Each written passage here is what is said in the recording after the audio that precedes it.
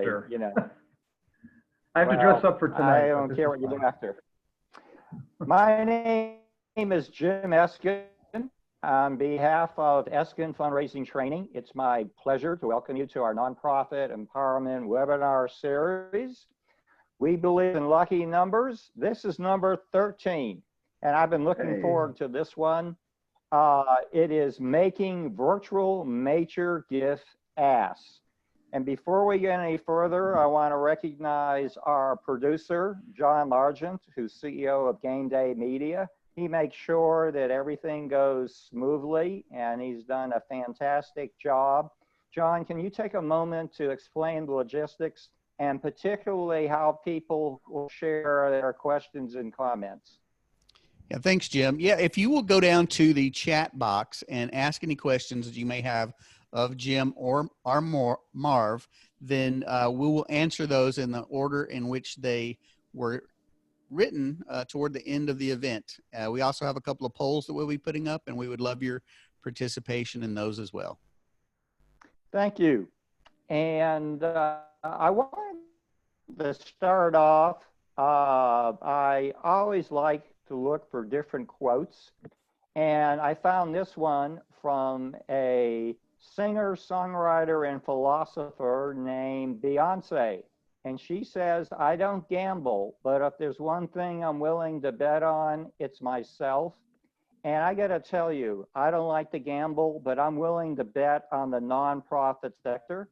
And I wanna take a moment to thank all our partners for joining us. So much of what we do is based on believing. And of course, I know whether you're a paid staff member or whether you're a board member, you believe in the nobility of your mission. You believe in your leadership, your management, and you believe in your staff. And also, by the way, you believe in yourself. And most importantly, you believe in your donors and what Abraham Lincoln called the better angels of our nature.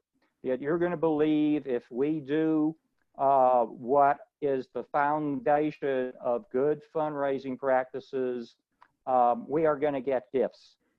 And Marv, we have a way of starting each show. I think, by the way, he'll get a fuller introduction. But let me tell you what, let me move to my friend. And Marv, I'm going to call you, we're close to brothers. We have spent so much time together.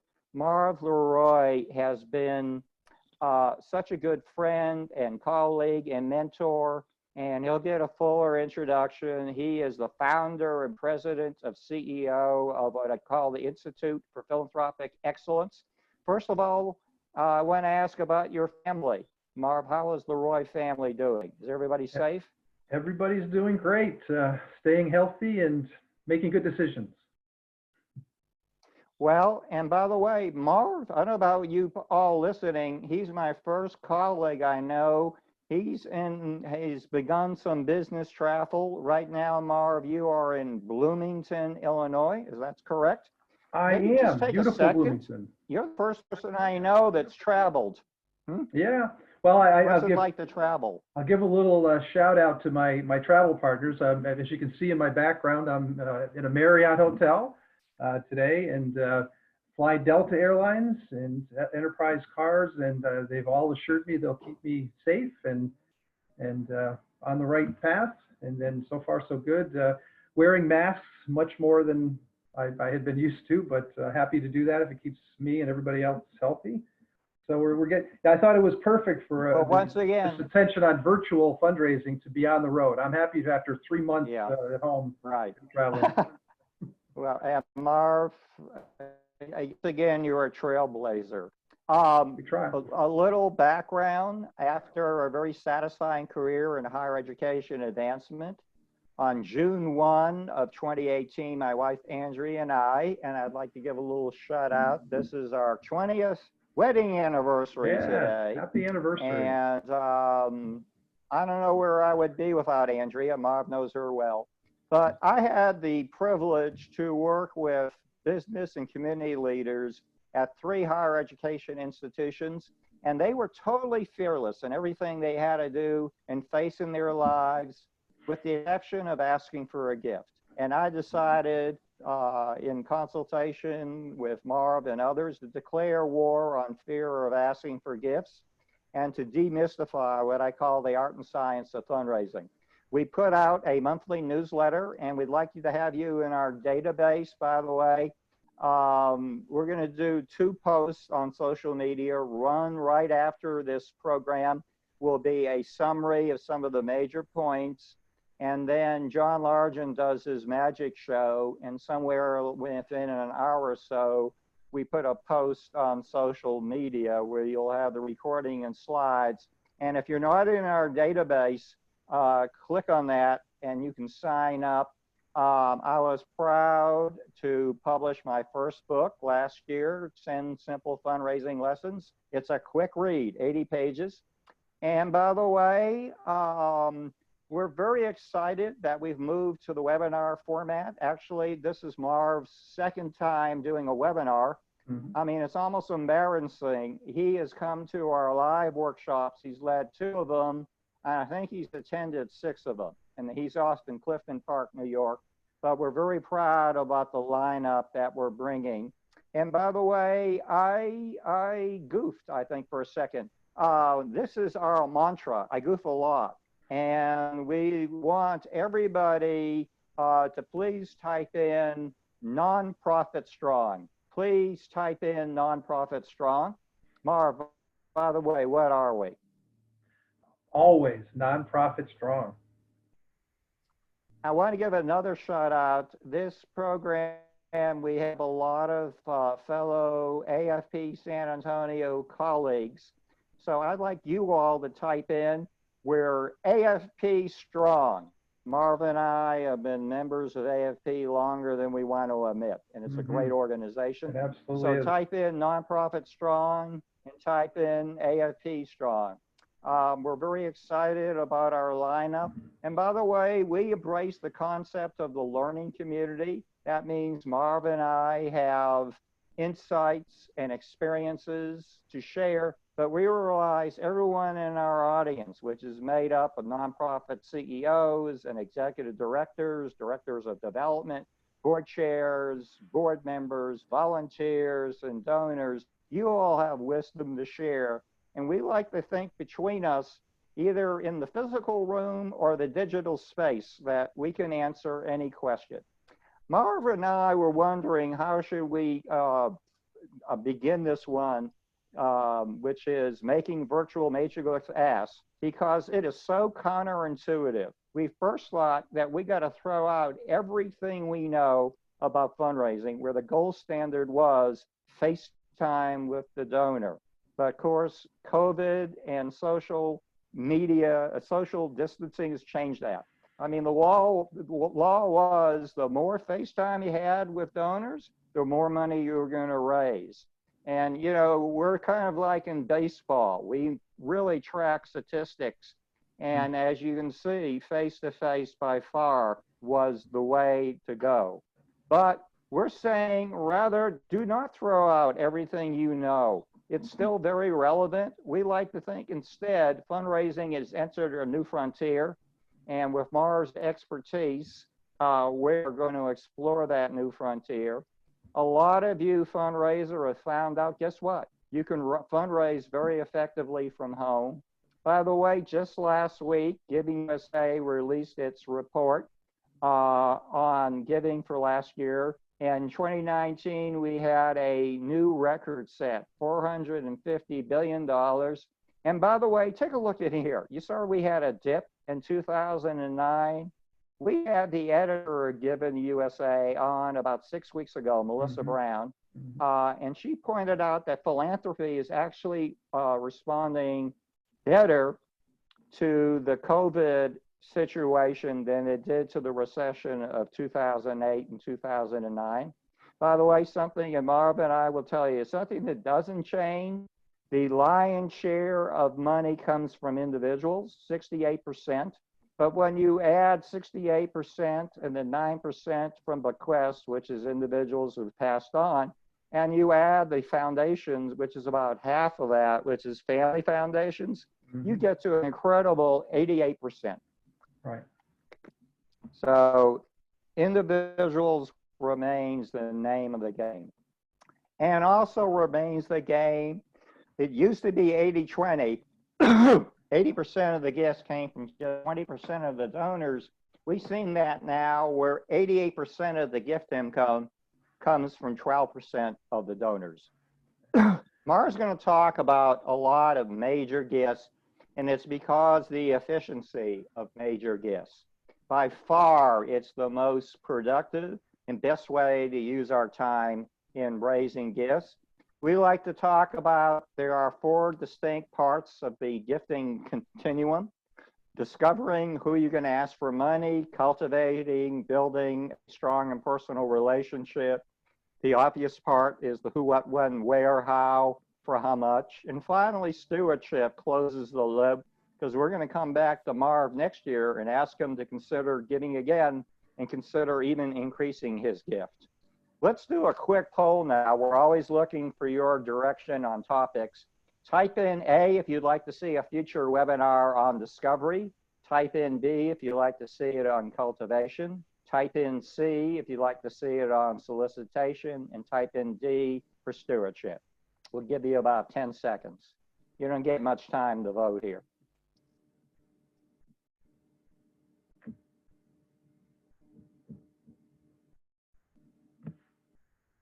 Are we getting some responses, John?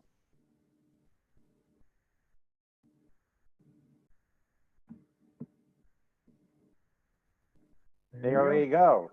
You want to know what amazes me? It's a little split between the bookends. It's been almost a different response in every show. I see that discovery and stewardship are way up there. And one more question we're going to ask you before we go to our Q&A. Are fundraisers born or made? Type in A if you think they're born. Type in B if they're made.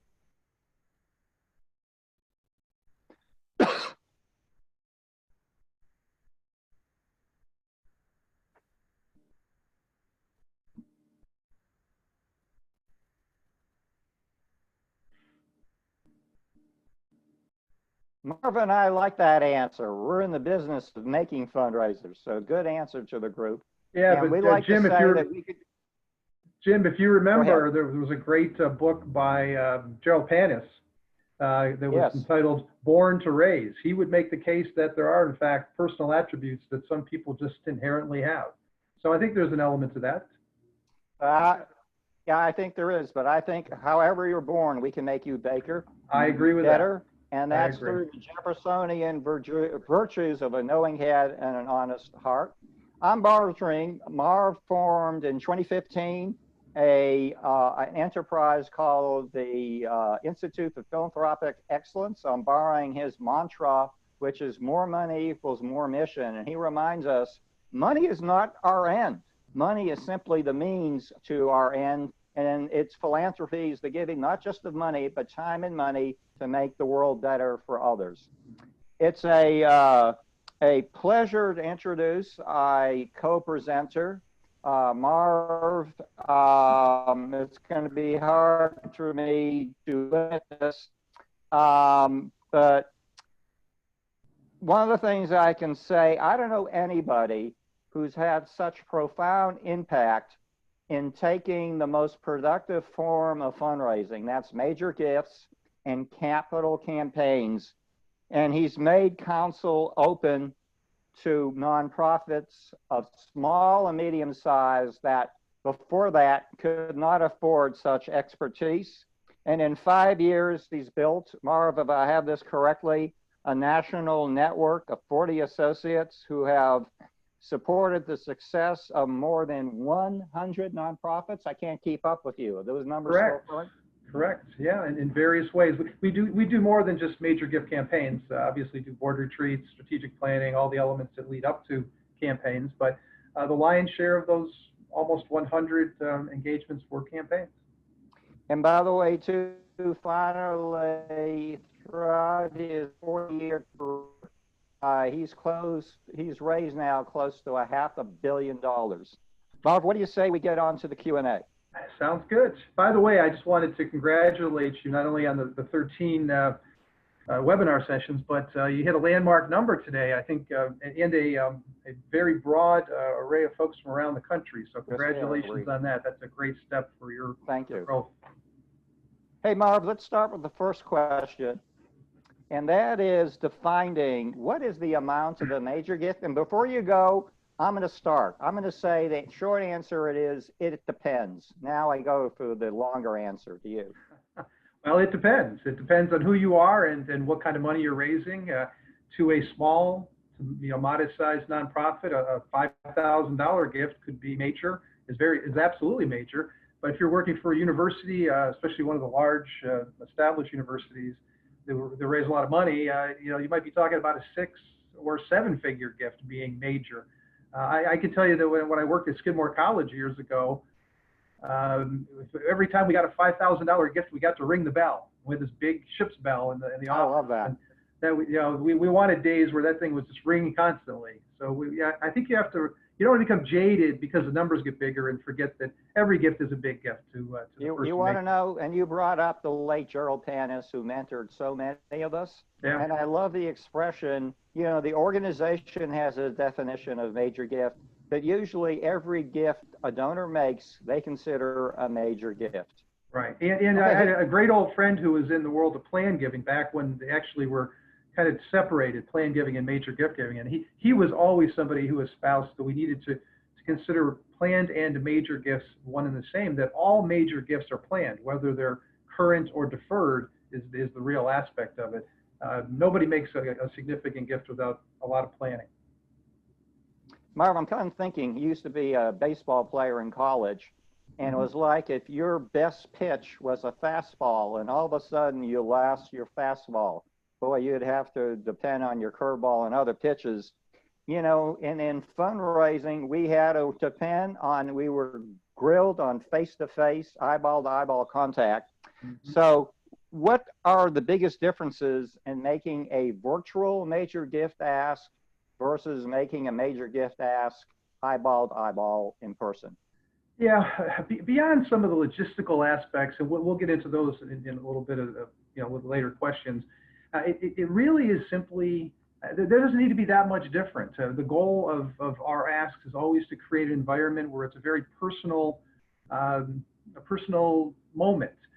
So you're not going to go to somebody you don't have a strong relationship with. You're going to go to your people who you've cultivated well and probably raised lots of money from over a number of years. They're going to be your rocks, the people you go back to, and you're always trying to make whatever the forum is as personal as possible. So these current platforms, Zoom, BlueJean, there's probably a dozen of them out there. They have really gotten so good at making them personal, where you can make eye contact. You can.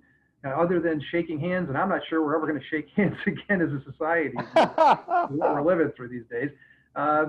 You can make it pretty personal. And you and I've talked. In the last 3 months, I've probably been participant in at least a dozen, maybe 24 solicitations of $1 million or more via online platforms, and we've had great success. Hey, you mentioned the magic word relationship. And every fundraiser is told we're in the business of building and sustaining relationships.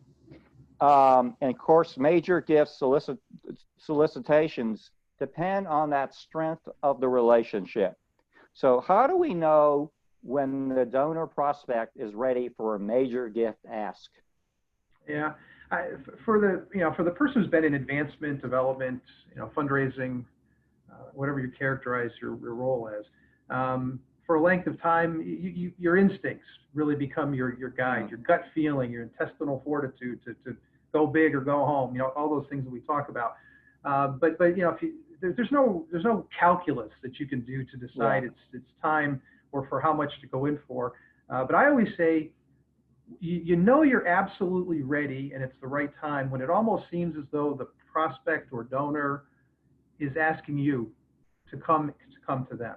And it's amazing when that happens. So they tell you, keep your eyes and ears open and ready to listen and pay attention and look for cues, and you'll know that it just feels right.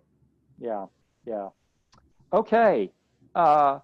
Who should be involved in making the major gift ask? Yeah, this does change a little bit with virtual versus face to face. You know, the old rule of thumb has always been, yeah, you shouldn't have any more than 3 people on your side of the table. And really, if you're meeting with an individual, I always would say no more than 2. You don't want to feel like Yeah. you're ganging up on them. What we talk about is having, but always have at least 2 people, so that you have the person who's going to make the actual ask, the solicitation appeal, and then somebody to be there to, kind of help keep the conversation going. The old rule of thumb has always been true. When you make the ask, when you actually say, Jim, I'd like you to consider making a gift of $100,000 to support the Science Center, at that point, you need to be quiet, and you want to get a response from the person who you just said that to. You want them to carry the conversation from that point. You put the ask on the table. If it becomes a pregnant pause where it seems to get a little, uncomfortable, you need to have somebody there as your wing person, wing man or wing woman, to jump in and say, Jim, we wouldn't be here today if we didn't think this was something you'd be giving serious consideration to. What do you think? And they help keep the conversation going. So we always try to have at least 2. If you have a couple or partners in a business that you're meeting with, it's okay to take a third person if that person is known to them. You don't want to have 3 different people who aren't known. And I'm glad you hit on that, because I think it's essential to have the person who has the best relationship within that nonprofit with the prospect. And they don't even have to ask. They might be, but as long as they're there, they are the bond. Right. And then the other thing is when you go virtual, we've all been part of virtual happy hours and virtual meetings where there's been a lot of people on the screen. It gets really hard to coordinate that, and you need to have a designated person to kind of manage the discussion, because while you can see each other, you're not seeing other mannerisms. You're not seeing hands and things that would give away someone's intention to want to jump in and say something. So we really want to keep the numbers to a minimum online if we can. Right. Okay, now the other side. Who should be on the receiving end of a solicitation? Well, that's always easy. The person who's going to make the decision. And often we forget about adding in that second person. And what if it's a couple? I was going to just say, if this is an ask that's going to come from a family or a couple, you don't want to have just the husband or just the wife or just the children. You want to have everybody who's going to be participant in helping to make that critical decision. Those family foundations now, many of them have a husband, a wife, the children who serve on the board of those foundations. So you have to make sure you have everybody in the room. So you're not reliant upon somebody to convey your message on your behalf. You want to do that so that it's done the way you want it presented. I guess an advantage of the video conferencing, you can have one member of the family in New York and the other member in LA, and it's pretty easy to bring them together. There's a great example of where I think the value of this is going to go well beyond the moment. You're absolutely right. In those situations, it's a lot easier to gather people. But the other thing is businesses. When you go to a corporation, let's make sure, if the vice president you're meeting with isn't going to make the decision, let's try to get the person in the room who is, so that we can have a personal conversation with them. Sometimes you don't get that lucky, but you should always pursue it. Hey, Marv, as I get older and more paranoid, as my wife will tell you, I believe in everything we do, we're going to run out of time. And I always was worried a major gift asks. So how about comparing the time that should be used for a virtual ask versus an in-person ask? Yeah, I don't know about the rest of you, but I don't like to spend a lot of time in front of a computer. And we're always in front of computers now, or tablets. We read newspapers in this forum now. Some of us read novels in this forum, and it tires me. I don't know how people do it to stay so long. So I think we should plan that people will also be of that same mindset. Where you might have an hour of someone's time in a personal face-to-face, or even an hour to an hour and a half. Don't expect that in the virtual format. You need to think about maybe half to 2/3 of that time at best. And a lot of time that is given to just the kind of chatting, getting to know each other again, visiting, catching up. That's the piece that's going to go away. because you can't spend a lot of time with the chatter beforehand if you're going to expect to get everything done in your conversation. So you really have to manage that time on the front end to get to the point. That tells me the solicitation team has to be so much more disciplined and really go in with a game plan, how they're going to use it. It's 30 to 40 minutes, how exactly all that time is going to be used. Right. Hey, let's move. I don't care if it's you virtual. should practice that. I don't care. Yeah. I don't care if it's virtual. I don't care if it's in person. Probably this question comes up more often than anything else, and that's determining how much to ask for. Yeah.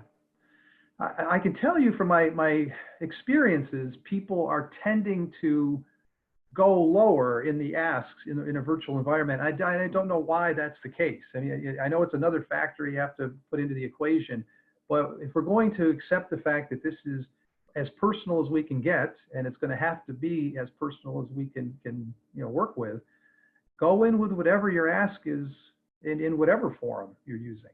And again, the asks are based on all kinds of things. So we talk about fundraising being an art and a science. Yeah. Especially in this day and age with the technologies we have and the data we can generate, we can do a lot of research. I always joke when we talk about research. I'm old enough to remember when research was 3 people in a room without windows and all the social directories. You gave them a name, an address, and they came back 3 weeks later with an envelope with 1 piece of paper in it, and that was research. Now, with technology, in 5 minutes, we pretty much know where somebody went to lunch yesterday. So you really should. We can be better at estimating what people. And what are you looking at? You're looking at what they've given to in other past experiences. How much have they been donating to different groups? You can get a sense as to what people's limits are and where the thresholds are. But the bottom line, Jim, as you know, is the only bad ask is asking for too little. Yeah. I know you were going there. I caught you. Yeah. I was going to say too. The experience is, if it's a major gift ask, that donor has probably been in front of a lot of solicitations. I think it's going to be tough to shock a major gift prospect. Yeah, most of the people, especially when you talk about major gifts and people who are truly philanthropists, they're more practiced at this than we are. This is not the first time they've been involved in these types of forms. It might be the first time that they were involved in an online solicitation like this. So we might have to be a little more understanding of that, but we're not going to surprise them. They know why we're there. Yeah. Okay. We're not going to hold back. Marv, do you see any circumstances in the foreseeable future in which we can make face-to-face major gift asks? Yes. Obviously, it's entirely dependent on the comfort of the individuals who are on both sides of the relationship, the people we're meeting with, the people who we're putting together as a team to go and do the solicitations. Obviously, we have to follow health standards that are recommended to us in this day and age. It's CDC recommended guidelines regarding the virus.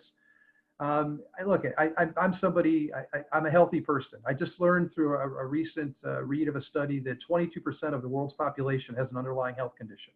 1 in 5 people probably shouldn't be meeting face-to-face with anybody at any time until we get an all clear here. I don't even know what an all clear is, whether it's a vaccine, herd immunity, better therapeutics, I don't know. But if you don't feel comfortable going out and because your health might be at risk, don't do it.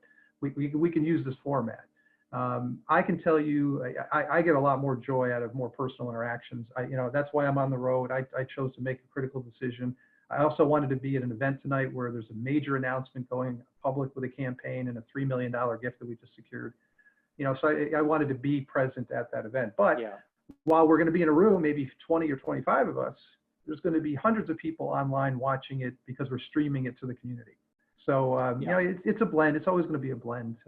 I know the donor is going to have a very strong opinion, absolutely. On if they're comfortable, and they will lead. We're all becoming, we're using video calls at the average of several a day. Mm-hmm. Let's face it, our donors tend to be older. So actually the older Americans are the largest consumers, I understand, of computer technology. How do we choose the technology that we're going to use during this virtual major gift ask, and how can we ensure that the donor is going to be comfortable with that technology? Yeah, my son, one of my twin boys is a computer software engineer, so he's a techie, and we have these discussions. That's no fair. You got an advantage. I definitely have an advantage, although he's pretty quick to tell me that I am the dinosaur that he sees me as when it comes to this stuff. But he's brought me along, and he's a good example of what you'd like to have on the other end, somebody who can help those of us who are a little bit older and maybe not as proficient in this. The one statistic that I've always loved was, and you just kind of alluded to it, the fastest growing user group for computers and technology is the over 70 group. You know, and we joke, yeah, they went from 5 to 10 in real numbers yesterday. So I wonder how many of them really are savvy with this. I know that my mother-in-law, I hate to pick on my mother-in-law, but you know, she's still trying to figure out. That's what they're there for, Marv. She still, you know, struggles sometimes with how to use the phone and all the gadgets and the things. So who do you think she calls? She calls my son, you know, her grandson. But that's good. That's what we need. You know, generations helping each other out. Just make sure if we're going to use platforms, people can adapt to them and be. The last thing you want to do is set all this up, be ready to have a great moment, and then have the tech fail you because the person on the other end wasn't really up with the times. So we have to make sure that we practice that. Maybe do a trial run. Maybe leave a little bit more time on the front end for people to take a couple of minutes to push all the right buttons. But you know, it really depends on who you're talking with. We're going to say this is a great opportunity for major gift officers. If you have, I'm a senior, if you have an older donor maybe that is not as comfortable, but you know, you can teach them. It's not hard to learn how to use the video conferencing technology. And by that, not only are you strengthening your relationship, but you're helping that donor strengthen their relationship with their family networks. So that's a positive role we can play. This is always a big question. When we request the major gift meeting, how much do we inform the donor ahead of time? Well, again, we've already acknowledged that they probably know why we're setting it up. They know what's coming because they are savvy to, you know, solicitations in the process. I like to tell people I don't like to put the actual ask in front of them in another forum other than saying it first. I always have written proposals for exactly what we're going to ask them for, but they're leave behinds. They're things that we say, well, we put this on paper for you to have as you consider this in the coming days and weeks. When we next get together, we'll hope to close a commitment to the organization from you. But I don't like to use that as a crutch you know, you don't want to go into a conversation and say, here, we'd like you to look at this. That's not a personal solicitation. And if you're asking for $1 million or more, it certainly isn't sufficient in that way. But so you're going to have those documents. Now, in a virtual format, you don't have to wait to say, you know, we'll send that by email or hard or snail mail. I can bring it up on the screen. We have a share screen. So after you have the moment, and I say, Jim, will you consider making a gift of $100,000 to support the Science Center? And Jim say, yeah, I'd be interested in that. So I just happen to have a proposal I can pop up here for you, and you put it on the screen, and you can wow them because if they're not that tech savvy, they're thinking, my goodness, look at this. Aren't they special? How'd you know I was so fond of Science Centers? Well, we've had a few conversations over the years. By the way, Marv and I agree on just about everything, exception of our favorite sports teams. But I want to get back to choice of technology. For some reason, if you have a donor or a situation where you can't do a video conference, do you see circumstances where you just can do it by audio? I personally don't consider that personal enough. I think you have to have the visual. That's what these platforms bring to the table. We've all done conference calls where we've been on a phone line for a decade or more. That's just not personal enough. You have to have the ability to look the person in the eye and have a moment with them, a very personal moment. Now, if it's your only default, if a prospect or donor has indicated to you it's time to have a conversation because of whatever, I mean, you do it. You never say no, but it's not the preferred way. And obviously you're not gonna be able to share documents if you're only using audio as opposed to video. So there's just too many limitations. And I'm going to say later, because I know the last question coming is going to be, do you see us using these vehicles after we can all gather again? And the answer is yes, of course. They're a new tool in the, the quiver, and we pull out the arrows all the time. Look, one of the things we should have said at the front end, it just kind of occurred to me, we as development and advancement professionals are probably, one of the greatest attributes we have is that we're very flexible. We're put into situations all the time where we're required to be quick on our feet and adapt to the circumstances.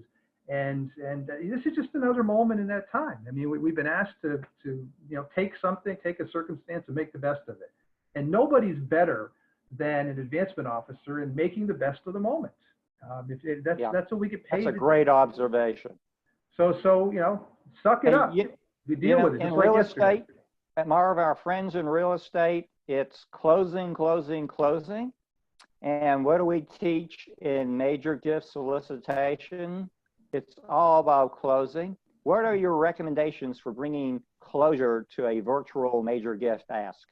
Well, in that regard, not much changes, because you're always, look, if it's the first time you've had a conversation about a specific gift that you're trying to secure for some particular thing or program, you can't be expecting to close the deal in that one conversation. I always joke with people, the day that happens for them in the nonprofits that I'm working with, they go into my Hall of Fame. It just happens so infrequently that, so what do you want to accomplish in that first call when the ask is made? Let's agree on things that we can agree on. It's a good idea. You've asked me for the right thing. In your case, I like sciences. So if the person isn't inclined to say yes to what you've asked them for, and that does happen on occasion, but it's still rare, you're going to have to agree to have a continuing conversation. So before you leave the conversation, agree when you will next talk, and get on calendars, so that you have an understanding. And if you get a no, that you've missed the mark. What are we trying to do? We don't accept no. Why no? Is it the wrong thing? Is the number not right? Are you oversubscribed with campaign or gift commitments and pledges right now? Help me understand what I can do to come back with something that meets your expectations and your parameters for saying yes.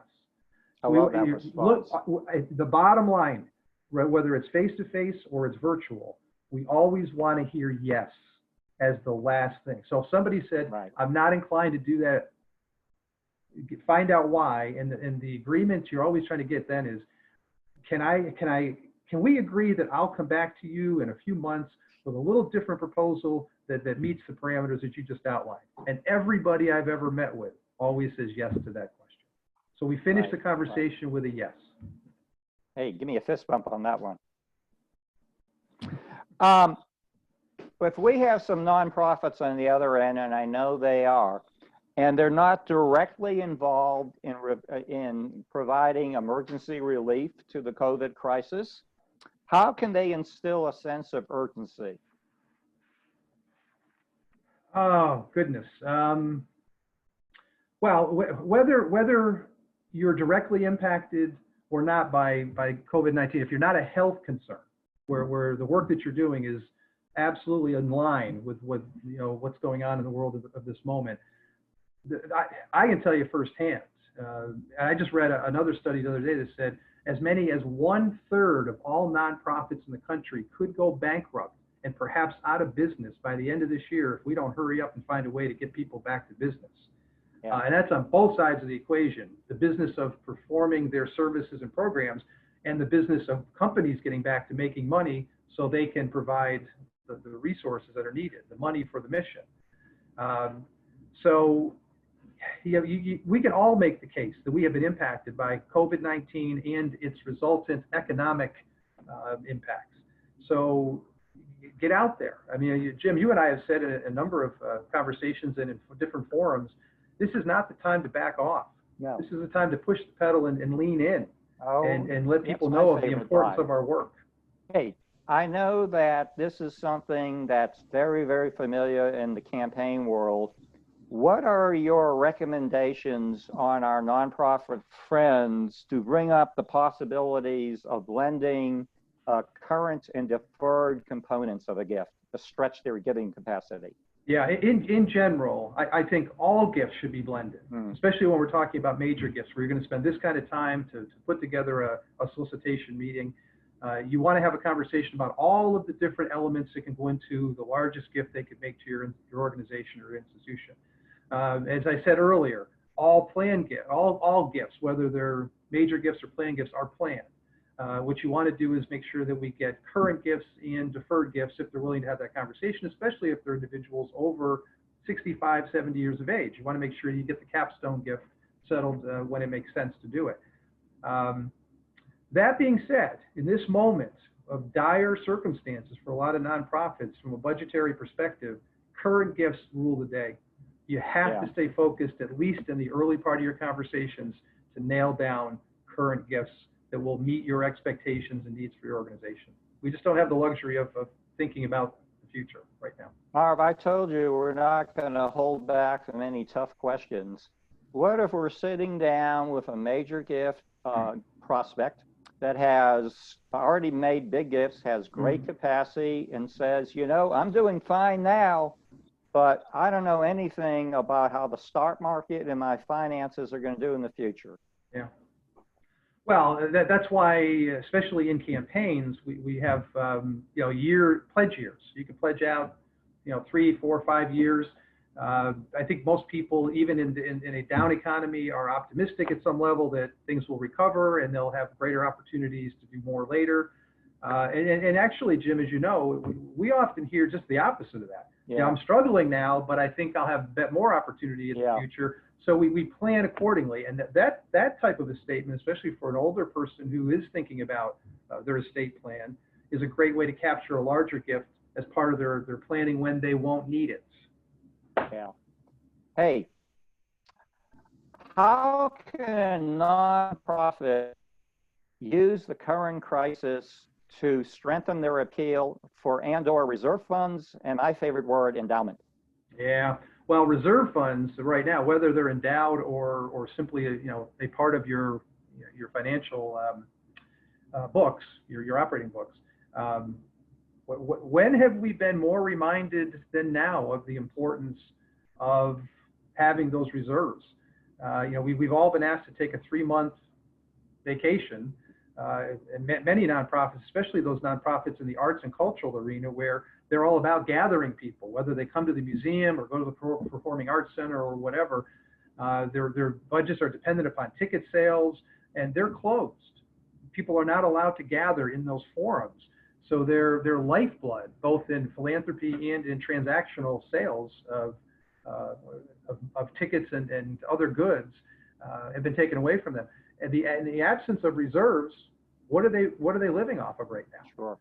Thank God at some level for the government intervention with CARES Act and PPP. Those monies became critically important to these organizations, helped them buy time. But I think a lot of nonprofits who didn't have lines of credit were introduced to what a line of credit is all about, and and kind of buying yourself some time until things return back to some level of normalcy. But we talk about this all the time in campaigns. We always have a discussion about building reserves in endowment funds for these moments. And there's no better time to, I always tell people, go into campaign, go into those endeavors from a position of strength. Now is not the time, because you just got to get by and buy yourself another day, another week, another month to get back to normal. As soon as you find that moment, call somebody to help you build those reserves in the endowment. There are a lot of people like me out there who would love to help out and position you for the next time we go through this. Right. Marv, what are good ways to engage board members in the fundraising process? Well, I don't think in this day and age, especially, having board members who aren't engaged in the fundraising process doesn't make any sense. We don't have that luxury to carry people on board. I agree. I think board fundraising now is a necessity. Yeah, everybody's got to be involved. Now, that doesn't mean everybody has to say, the solicitation words. I'd like you to consider making a gift of X for Y. But there's a dozens of different ways to be involved. Put together a forum, invite friends and acquaintances to come and learn more about the organization. Be a great ambassador. Go speak in front of, a Rotary or a Kiwanis or, a group like that in the community. One of my favorites, by the way, is having your board members make random thank you calls to donors. Absolutely. It's a good way to get their feet wet in the fundraising process. And not only that, because it is a very rewarding way and it's the easiest thing in the world to do. We all know that the first step in the next ask that you're going to make of that person is the thank you. And you and I, we have these discussions all the time about how many times we thank. You talk about 7 times, I talk about, thanking you for every 0 in the gift. Same concept. You have to, it's got to be proportional. But, those board members are participants in getting the next gift if they call somebody and say thank you. Hey, Marv, you made mention of this earlier. We're going to go to questions from the audience just about a minute. Mm-hmm. But how should collateral material be used in a virtual setting? Well, we touched on that a little bit earlier. I always have an actual proposal in writing that we hand a one-pager that complements a case statement or what other documents that we use. Obviously, people are very visual in this day and age. Whatever we can put in front of them that helps make the case is a good thing. We know that in these forums, these platforms, we can share documents. So yes, you can do that. You and I talk all the time. How many of these slides should we pop up before it becomes too many? Keep it to a minimum. You want the face-to-face time, but have things that support your argument. Okay, we're going to close with 2 quick questions. And John, do we have some questions ready from the audience? We're not there yet, but we're going to be there in about 1 sip. We've got just a couple of questions from the audience so far. Okay, well, I'll tell you what. Hey, Marv, if we have a major gift donor, it turns out they don't know enough about the mission, the program, are there opportunities to stage the cultivation in a virtual format? Yeah, I think cultivation and stewardship on the other end are absolutely going to be given to this type of platform in the future at levels never before imagined. Those things are, anytime you can make those happen in a personal enough moment like this, it's in your best interest. So yeah, I think all those things. What we're talking about is really the moment of the ask, and you still need to be judicious about when you make that moment happen and how you do it. But if you do it within the parameters we've talked about today, you'll have success.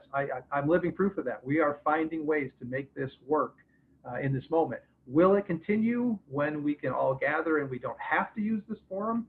I think so at some level, but I've already given away my hand. I like to be face to face in the same room with people if I can make that happen. And that brings us up when we finally get to the other side of this crisis, and let's hope that sooner, not later. Yeah. But do you see virtual solicitations becoming more commonplace, or do you see a return to face-to-face solicitations? I think it's going to be both, and I think in some cases it's going to be blended. You made a great observation, just a short while ago. You could be in somebody's living room, and if let's say we're making an ask of a family that has a family foundation, we're talking with mom and dad. We can bring the kids in. Yeah. We all carry our laptops around with us. We can create this environment anywhere we are. So yeah, we can bring in the kids, we can bring in advisors. I think it's a tool that's got some great upside. In some ways, it can expedite the decision making more than half. Yeah, perhaps. As I always tell people when it comes to major gifts, what's the rush? Yeah. As long as we get to the place we all want to get, the bigger the ask, the more contemplation we have to expect and probably deserve. And people make these gifts on their schedule, not on ours. Right. Hey, Marv, what do you say we take a few questions from the audience? Let's do it. We've always tried to wrap up by 5 o'clock, but John, do we have some questions from the audience? Yeah, this first question is, how do you get your prospect to the table if they aren't fans of virtual meetings and you can't do face-to-face? The phone isn't quite good enough. Man, that's a tough one. Marv, we delegated. Tough ones go to you. It's maybe not a happy one if you're struggling to get somebody, but it's not tough because whatever the individual you're meeting with dictates rules. I have a gentleman right now who has been a very wonderful donor to a campaign. He has a great friend who can probably give a gift twice what he did, and he does not feel comfortable doing it in this forum. He was in another city when COVID-19 hit, could not get back to his community to do the face-to-face, and we have waited 3 months for that moment, and we'll wait another 3 months if we have to for a gift of, $1 million, $2 million, $3 million, whatever it might be. And those gifts are worth waiting for, right? They always are worth waiting for. Right. Hey, John, do we have some other questions from the audience? We got this time for a few more. This is the only other question we have right now, and it is: do you have any free prospect research resources for tiny development shops, like one part-time person? Okay. Jim, you got an easy, quick answer? Well, I'm going to say one. I got to say, I have worked in modest settings.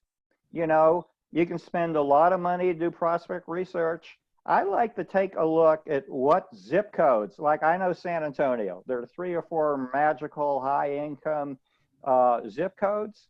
And in short of investing in wealth screening equipment or software, I like to know who has been consistently giving us, say, $100 from one of those magical, I know them. I know every development officer knows those magical high income zip codes for their neighborhood. I like to use that as a first step. Yeah, I would say that the answer is yes. There are a lot of resources out there that are free. There are some very, very good companies now that do research at levels that I consider very affordable. We actually have a relationship, the Institute, with Donor Search. They've been tremendous. They've given us discounts for our partners that we work with.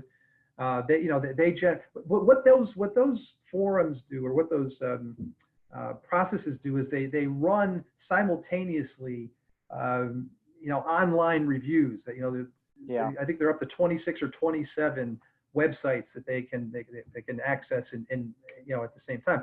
We can do all those on our own. You can find out the value of somebody's home, or the boats and cars and things that they have, what their stock portfolio looks for online, if you know where to look.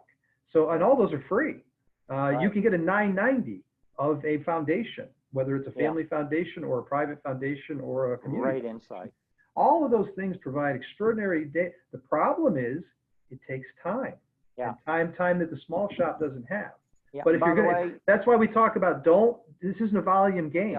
If you're going to be in major gifts, identify the number you can handle comfortably, get board members and others involved in the process, and pick off and do a couple of them well, as opposed to many of them. Right. And never underestimate the wisdom that your board members can bring to the table. I don't trust any data until it's confirmed by local sources. So you're absolutely right. Whether it's your board, your campaign committee, your development committee, whatever your sounding board is locally, always review the data before you take it as gospel. Thank you. And we have time. Is there another question, or we'll sum up? John, any other questions? Yes, this is one. You guys have touched on it, but how do you move existing board members who are disengaged and not cultivating asks to be more engaged? And it goes on to say he's focused on thanking donors, orientation, training, nonprofit education, etc. I'll let you start, Marv. Well, I will say, as somebody who has been on all sides of the relationships there, I've been a board member, I've been a campaign committee chair, I've been a CEO, I've been a CDO. I've had the great fortune of seeing it from a lot of different perspectives. I will tell you right now, if you have board members who aren't engaged at levels that you would be happy or happier with, it's your fault. Look in the mirror, because you're not asking enough of them. Now, there are exceptions to every rule. There's going to be the ones who are resume builders, who just want to be affiliated, or who really have no expectation of putting a lot of time and effort in. How do you move them to be more involved? You move them out. We don't. These board seats are precious. We don't have the luxury of carrying people who aren't going to do the things that the organization needs done. We keep on talking about Gerald Panis. He talked about the 3 G's: give, get, or get off. Get out. In summary, we're saying this is not the time to let up. You should continue to discover, to cultivate, to solicit and steward your donors. Keep your foot on the gas pedal. Those are saying This isn't a good time. It's up to each of your donors. If you communicate with them, I assure you, and ask them, they'll let you know if it's not a good time. The only way you're not going to get a gift if you're not communicating and asking. This is a good time to focus on the essentials of what your mission is all about. And there are people, you have current donors who really, really are committed to investing on those essentials. And I'll bet you they will be there to help you achieve greater impact. So again, we're telling you, do not let your foot off the gas pedal.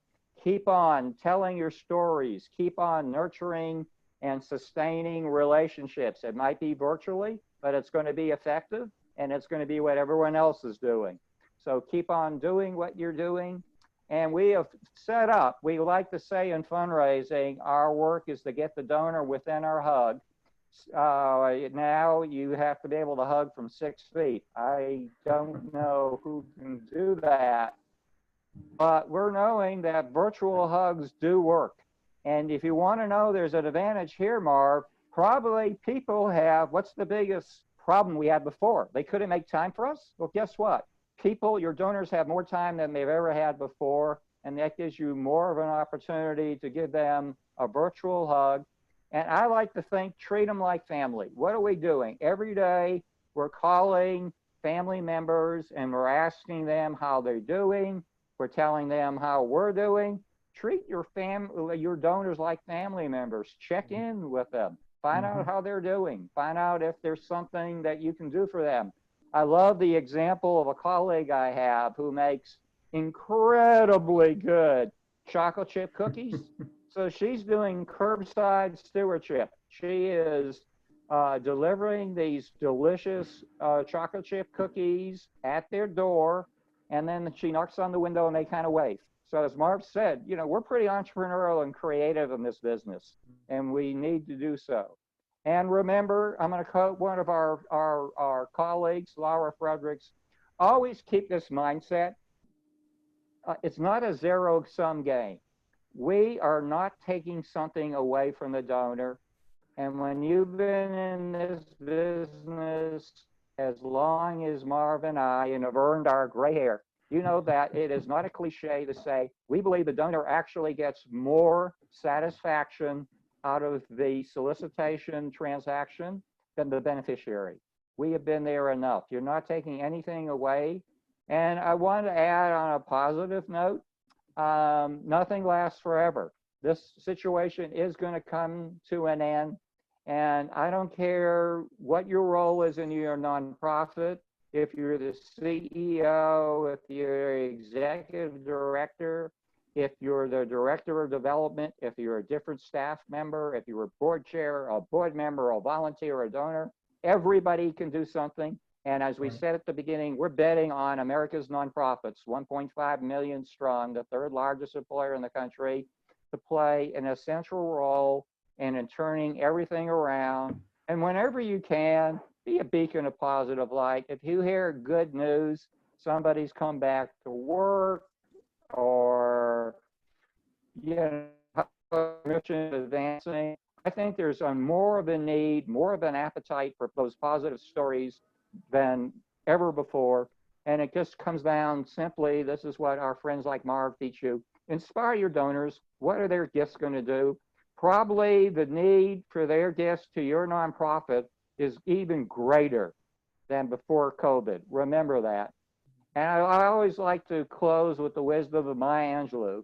And she said, people will not remember what you said. They will not remember even what you did. They will never, never forget how you made them feel. Our job is as simple as making those donor prospects feel like they're the most important people in the world. Marv is going to double down on my guarantee. Wouldn't you say your chances of getting the gift go way up when you ask? The only bad ask is no ask at all. And finally, I always like to close on this because it gives me goosebumps. is what President Kennedy said at the commencement speech at American University on June 10th, 1963. And it gives me goosebumps because I think he's talking to us right now. These words are so appropriate. Our most basic common link is that we all inhabit this small planet, we all breathe the same air, and we all cherish our children's future, and we're all mortal. I feel like President Kennedy is talking to us right now. I want to thank John Largent, our producer, who makes everything go so smoothly. And I want to thank Marv, LeRoy, not just for participating in today's webinar, but the really leadership you have provided the nonprofit sector from one coast to the other coast. You are a true leader in every sense of the meaning. And thank you for your friendship, your mentorship, and your showing the way to the nonprofit sector how we can get to success. Thanks, Jim. And I can't think of a moment in time in my lifetime, in the 60 years I've been around, where nonprofits really could be more essential and need to be taking the lead when we talk about issues of injustice, social unrest, all the things that we're talking about that aren't related to COVID-19 right now. It is the nonprofit sector that will ultimately lead us to a better place. So we have done that for generations now. We'll continue to do it. So it's an honor to be a part of this sector. So I think we'll close on, everyone type one last time, we're nonprofit strong. We're nonprofit strong. Thank you for joining us, and best wishes, and stay safe in your work on the next week. And we'll be back next Wednesday with Sally Bryant. We'll be talking about staffing situations. So thank you for joining us, and stay safe. And take care, everybody. Good night. Thank you, Marv. Thank you, John. Be well.